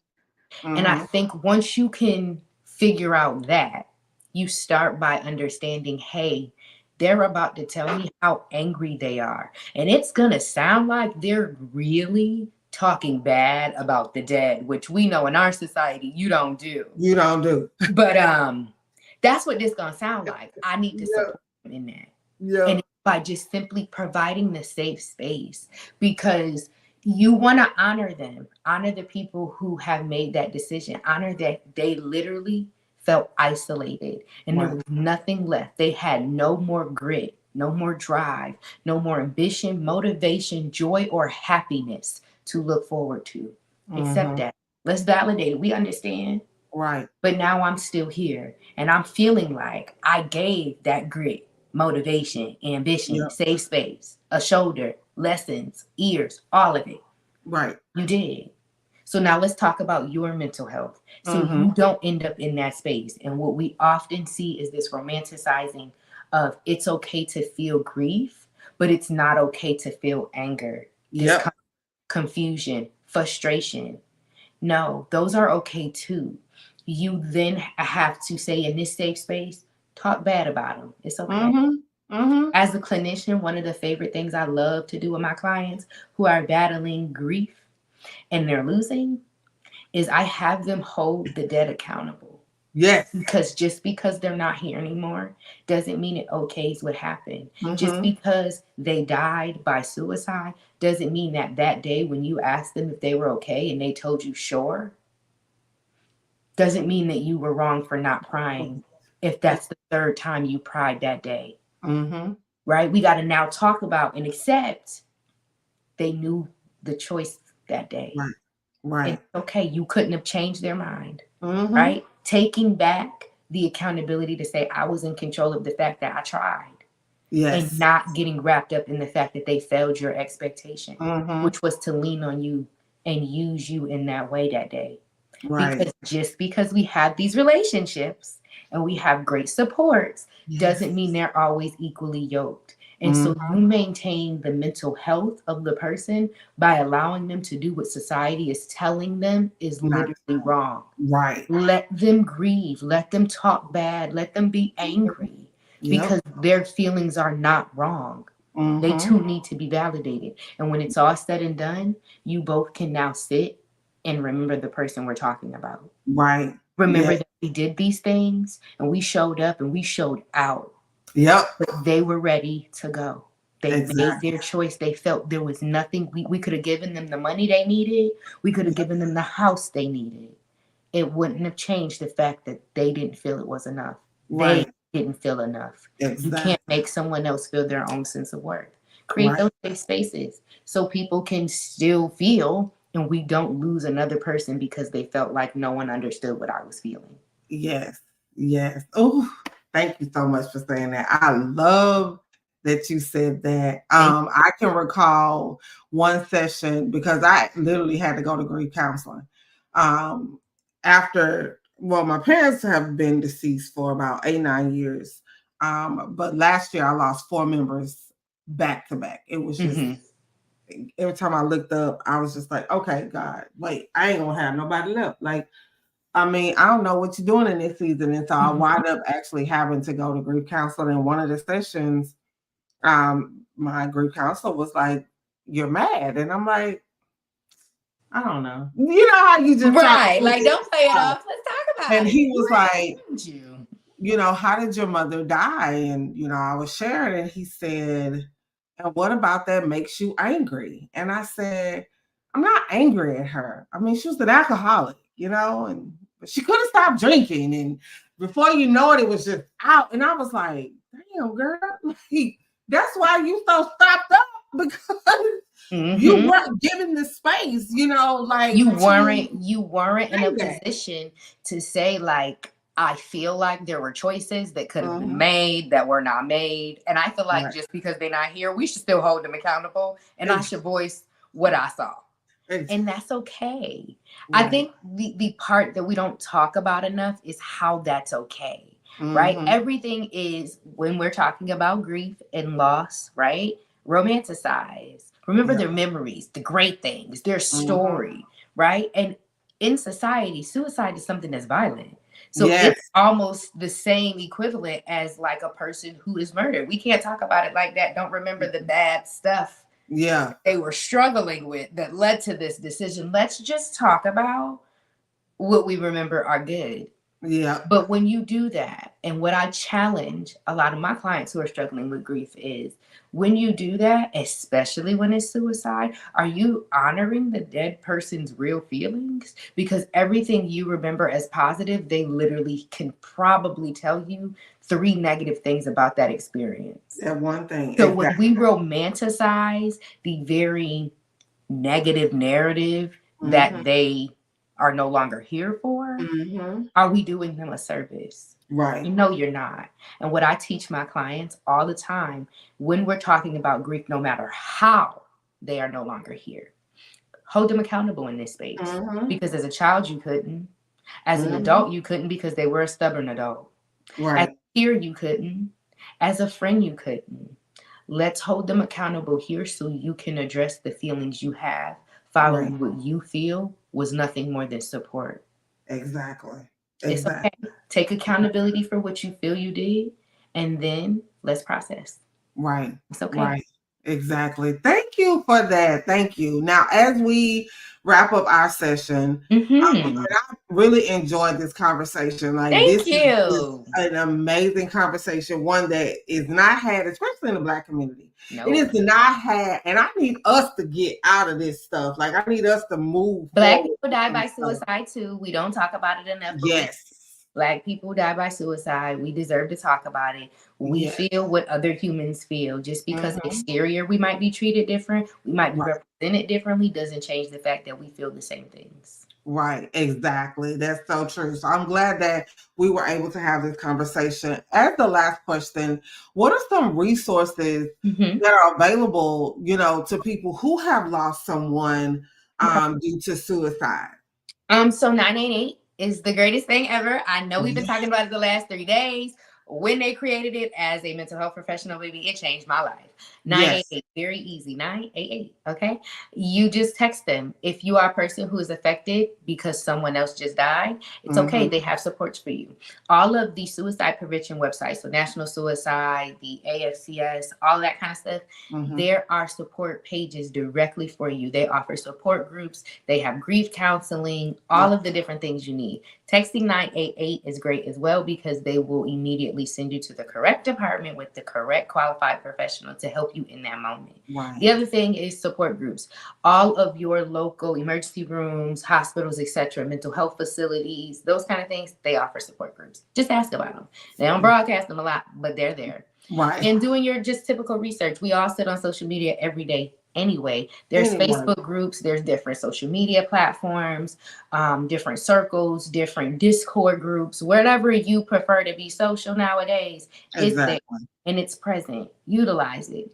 GroupMe has a private group factor that allows you to meet with people and talk to people who are literally going through the same thing you're going through. Yes. Their support is there. Utilize it. Talk to your friends, professionals, etc. Yes. Oh my gosh, this has been so good. I have so enjoyed this. Kashana, tell everyone how they can get connected with you, because y'all need to get connected with you. Yes. Come check your favorite therapeutic girly out. I am on all platforms, the TikToks, the Instagrams, the Facebooks. I am not on the X. That's the only one I'm not on. Yeah, I ain't on that. But yeah, it's that. I draw my line. When Instagram dropped Threads, that was the closest I was getting. That was it. That was it. Okay. That's it. Because they're all connected. One page, one post. It's easy. Exactly. But you can follow your favorite therapeutic girly at kae.sin.tlc. Again, that is kae.sin.tlc. If it helps, it's my first name, my last name, and my business acronym. You see that? It's all there. My link tree is also there. It'll tell you how to book with me if you are interested in a keynote speaking engagement, a workshop, a session, a coaching session, anything you name it is there. Yeah. Thank you so much. Thank you. I really enjoyed this conversation. This ain't our last conversation. Oh, no, ma'am. You already know that. Thank you so much. I appreciate you. I appreciate you having me. Thank you for creating a platform for people who look like us to understand we are affected by this too. It's an epidemic. It's big. It's there. It's in our face. And we need help. Whether we're the ones doing it or not, we need help. Exactly. Thanks again. You're welcome. Thank you for having me. Remember, all of you, your journey to prosperity begins with you, and help is out there. The first step is always talk to a professional. Thank you for having me. You're welcome. Thanks. See ya. Bye. That is it, y'all. Another successful event, and it's successful to me by all accounts. Amazing speakers, amazing information. Thank you all for being here on tonight, so that we can have these really candid, very deep, raw conversations. All of the speakers, I'm going to get with them and get their information. And I will send you all out something in a couple of days with ways to connect with them, either their Instagram handles, how you can purchase their books, how you can tap into resources to book them to speak, or to even get a counseling or consulting session with them. So give me a couple of days to get that information. I will also send you out replay information if you know someone who you feel like would benefit from this event. Please, please, please share the stream. You can always reach me on Instagram at Lakeisha M. Mosley. That's mainly where I hang out, but I'm on Facebook sometimes as well. Again, thank you all for just tapping in, supporting. I love you all. This work is not easy, but it is so worth it if we save just one life. So don't forget, make sure you check in with your people, always be present, and I will see y'all for our next event. Y'all have a good night.